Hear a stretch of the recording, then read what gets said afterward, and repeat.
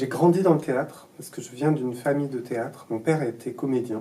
Donc c'est l'endroit de l'enfance, c'est l'endroit de jeu, c'est un endroit où j'ai appris très tôt à traverser les frontières entre la scène, la salle, les coulisses, les loges, tout ça, ça m'était familier. Mais sur le plan artistique, ça a été plutôt la musique en fait.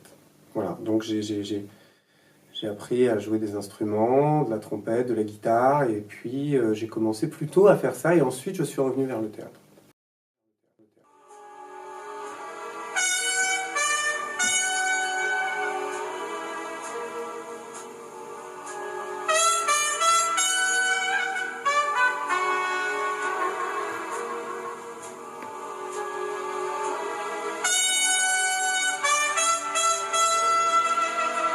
Le jazz, ça a été une musique pour moi très très importante, très fondatrice, et que j'ai adorée, qui est vraiment la musique par laquelle je suis venu à jouer de la musique.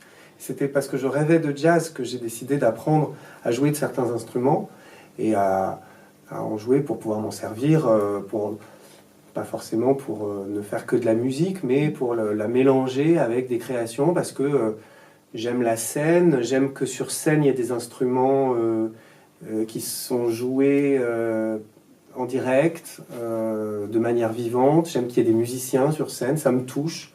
Je me suis dit que le théâtre était le bon endroit pour rassembler tout ça en fait. Et donc voilà, alors le jazz évidemment par goût, par amour profond, aussi par sensibilité à ce que le jazz dégage, c'est-à-dire une musique qui se joue dans l'instant, une musique qui repose à la fois sur l'écriture et sur l'improvisation, ce mélange des deux. Déjà dans le jazz il y a ça, et l'écriture et l'improvisation c'est aussi des choses qui me touchent pour d'autres formes d'art comme le théâtre justement. Mais je me force aussi à aller vers des choses que je connais moins ou que j'aime moins, pour justement que ça avance. Dans une prochaine création qui va parler du début des années 80, des radios libres, tout ça, et ben, je vais pour une première fois utiliser de la musique synthétique, faite par des machines, des synthétiseurs, des choses comme ça. Je ne l'ai jamais fait. A priori, c'est pas mon univers, mais il y a quelque chose là-dedans aussi qui m'attire, et je trouve que c'est bien de se forcer à le faire. Il y a une phrase d'un trompettiste très connu, Miles Davis, qui dit, on lui demande pourquoi est-ce que tu joues plus de ballades? Il dit parce que j'adore les ballades. Je regarde ça de manière assez intéressée aussi quand même, parce que c'est pas au départ c'est pas mon expression, mais il m'arrive d'utiliser de la vidéo sur scène. Le vocabulaire s'élargit, les techniques s'élargissent, c'est bien de s'en servir. Bien sûr que ça me satisfait pas complètement quand la vidéo prend le pas sur la présence de l'acteur, mais en revanche, quand il y a un vrai dialogue entre les deux, quand il y a un art de la mise en scène qui permet de passer de l'un à l'autre, il y a parfois une inflation de l'image filmée qui n'est pas toujours, comme vous dites, justifiée, ou qui efface ce qui se passe sur le plateau. Donc là, ouais, ça m'intéresse moins. C'est important de ne pas oublier qu'on est là pour transformer cette réalité, pour lui donner une forme, pour la représenter, et pas pour rester dans l'illusion que c'est elle, tout cru, toute brute, qu'on va montrer. Je me suis toujours intéressé au théâtre documentaire, à ce qu'on appelle documentaire, parce que je trouve que c'est une forme ouverte, c'est une forme dans laquelle il y a énormément de choses à inventer. Je trouve que ces derniers temps, il y a une espèce un peu d'illusion et de surenchère de « regardez, c'est la réalité, quoi. C'est les gens, je vous amène des vrais gens sur scène, etc. » Bon, ça, moi, ça me laisse un tout petit peu dubitatif, parce que dans le fond, sur ce terrain-là, je ne crois pas que le théâtre puisse finalement faire mieux que le cinéma. Et moi, ce qui m'intéresse au cinéma, c'est qu'on peut filmer la nature, on peut filmer le dehors, ce qu'on ne peut pas faire au théâtre. Et ça n'empêche pas qu'il faille faire du théâtre documentaire, je trouve que c'est très important, mais avec cette conscience que ça ne veut rien dire le réel, ça ne veut rien dire la réalité. C'est toujours quelque chose qu'on construit pour pouvoir le montrer. J'ai de nouveau envie d'un travail de l'imaginaire, d'un travail d'invention formelle, d'un travail d'imagination, peut-être même d'un travail de féerie. J'ai aucunement envie de me débarrasser de la fiction pour pouvoir représenter cette réalité. Par moments, j'ai eu la nécessité, l'envie de me retourner vers cette partie de mon histoire. Je dis jamais que c'est mon identité, je dis que c'est mon histoire. Comme un mouvement dont j'ai hérité, sans avoir rien décidé. où j'ai fait 2 spectacles qui portaient là-dessus, sur une expérience que j'avais moi-même vécue, et puis sur un témoignage d'enfants qui ont grandi dans le ghetto de Varsovie, qui sont encore vivants maintenant.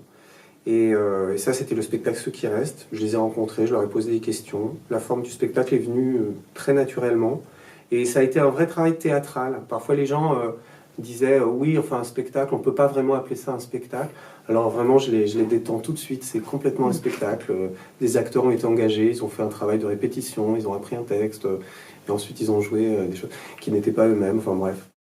Je ne pourrais pas ne parler que de ça, mais je ne pourrais pas non plus ne pas en parler.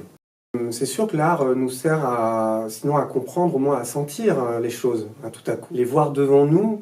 Une fois, j'avais parlé avec Claude Régis, et il avait eu cette très belle formule qui disait « Ce que je fais, c'est donner à voir hors de nous quelque chose qui est en nous ». C'est d'une simplicité folle, mais c'est aussi très émouvant et très exact comme idée du théâtre. Donc oui, c'est ça. Et ça peut être des réalités complexes, sociales, économiques, politiques, etc., tout ce qu'on veut, mais aussi, et c'est surtout ça qui est important, des états intérieurs. Hein. Tout à coup, on voit chez quelqu'un d'autre et qu'on reconnaît en soi et qu'on considère différemment. C'est à la fois familier et étrange, et on a besoin de le voir, on a besoin de le voir représenté. Ça, c'est une fonction essentielle du théâtre, éternelle presque, je dirais. Et j'adore la scénographie, je travaille avec la même scénographe depuis le début, Alvine de Dardel. Elle est fondamentale, c'est ma première collaboratrice, c'est avec elle que je parle en premier. Et donc les projets, ils naissent ensemble finalement. On est un peu les premiers concepteurs, les 2 premiers qui parlent de quelque chose. Et j'aime bien par contre faire l'aller-retour entre des choses où sur la scène il y a un vrai travail scénographique, une vraie création, et puis la scène vide. C'est un battement comme ça, c'est une respiration. Mais j'ai pas de religion là-dessus, c'est vraiment projet par projet. Il y a des différences dans l'organisation du travail, dans la hiérarchisation du travail, dans la séparation des tâches. À l'opéra, on a sa fonction et on n'en a pas une autre. Au théâtre, j'adore occuper plusieurs fonctions, aller sur scène, être dans la salle. D'ailleurs, pour moi, le metteur en scène n'est pas forcément à l'extérieur. Il faut qu'il y ait quelqu'un à l'extérieur, mais s'il a envie d'aller sur le plateau, eh ben, il n'a qu'à y aller. Moi, je trouve qu'il n'y a pas d'absolu. On a vécu pendant très longtemps sur ce dogme brechtien qu'il faut que le metteur en scène soit à l'extérieur. Mais ça donne aussi des choses un peu, moi, qui me lassent un peu aussi. À l'opéra, on a forcément cette fonction-là. Et ça repose aussi. C'est aussi l'apprentissage de la compréhension de la tâche des autres, des limites. Et ça, j'aime bien. Mais par contre, pour ce qui est du travail des interprètes, par exemple, j'ai jamais demandé une chose différente à un acteur par rapport à ce que je demande à un chanteur, et vice-versa. Pour moi, un chanteur, c'est comme un acteur. J'ai vu vraiment plein d'évolutions. J'ai vu aussi ce qu'aimaient les étudiants, parce que c'est en art du spectacle, c'est en théâtre. Donc j'ai vu ce qui les intéressait, ce qui les intéressait plus, ce qui les intéressait de nouveau. Je suis beaucoup intervenu dans une formation qui est un master professionnel de mise en scène et dramaturgie. J'ai eu toutes les promos. Et donc j'ai vu aussi, et c'est important pour moi d'être au contact aussi de ces générations-là qui arrivent dans ce métier, qui veulent faire ce métier, parce que je vois ce qu'ils aiment, je vois ce qui les passionne, je vois ce qui les intéresse. Il y a quelques années, je dirais peut-être 6-7 ans, il n'y avait pas un seul projet qui reposait sur, de ces étudiants-là, qui reposait sur un texte original, par exemple. Et cette année, je l'ai fait aussi, cet atelier, 90% des projets qui reposaient sur l'écriture d'un texte original. Il y a des liens qui existent toujours avec certains lieux, avec certains théâtres. J'espère que les étudiants connaissent toujours la géographie des théâtres publics, mais j'en suis pas complètement sûr. Je crois que c'est important de leur rappeler.